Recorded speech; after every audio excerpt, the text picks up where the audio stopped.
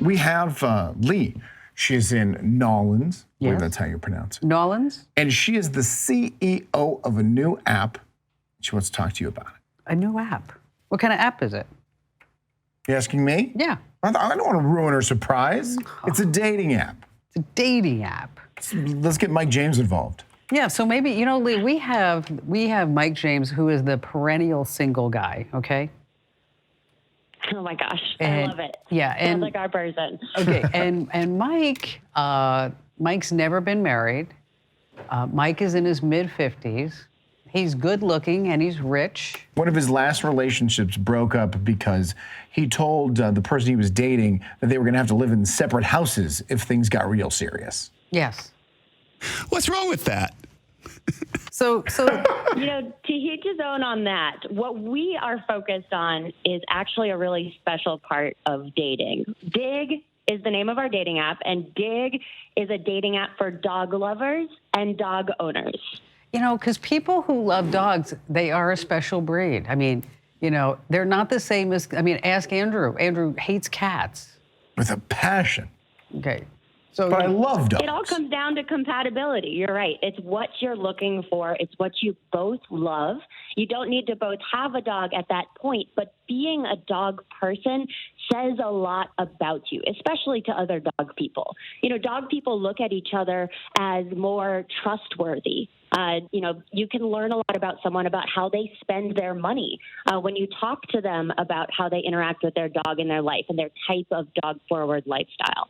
There's so much when it comes to compatibility that people are looking for and when they're really trying to match lifestyles. And your dog can say a lot about you. So More than 70% of how did you decide to come up with this idea?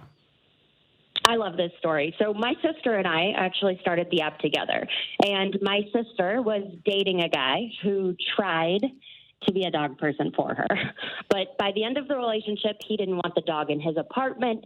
He'd put towels down on the couch so her dog didn't touch anything. And she said to me, I wish I just knew from the start that this wasn't going to work because of my dog. There are so many people out there who want to cut to the chase.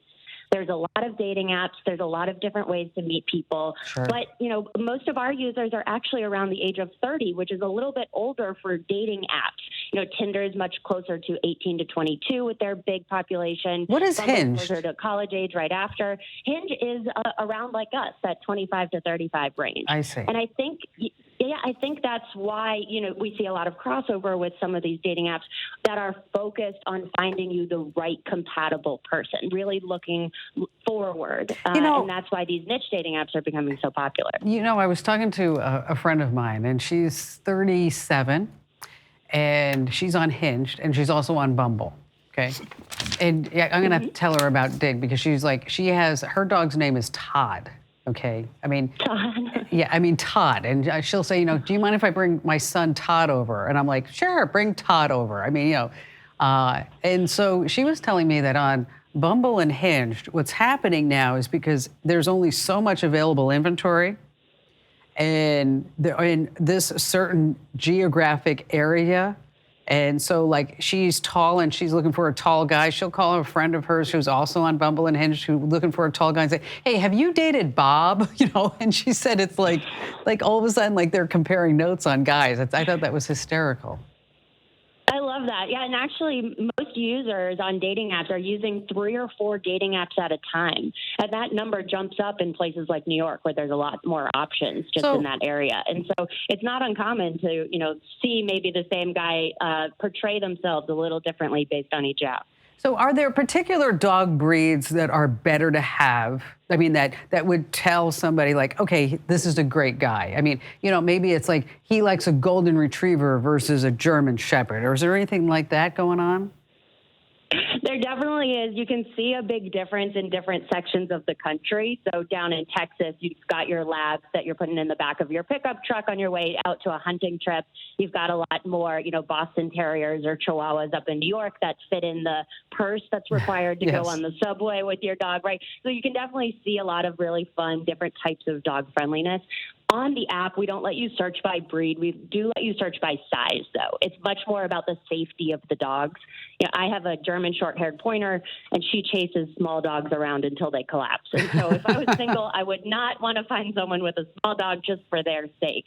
So we really focus on what matters most to you, but also what's going to work in real life. So you launched this on Valentine's Day, I understand. How many users do you have right now?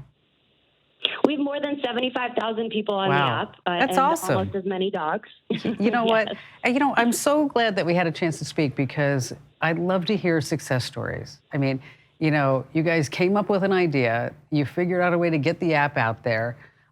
You're getting some press and some media attention about it, which is really amazing. And again, congratulations. We'll post a link to this app if you're a dog lover and you're looking for love.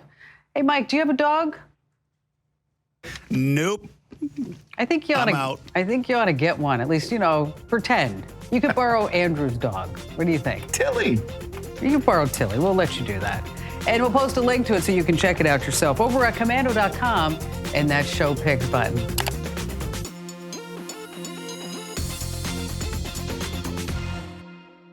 Hey, thanks for watching. Now, a few things. Don't forget to click the like button and also subscribe to our YouTube channel. And for more digital know-how, check out all these other great links.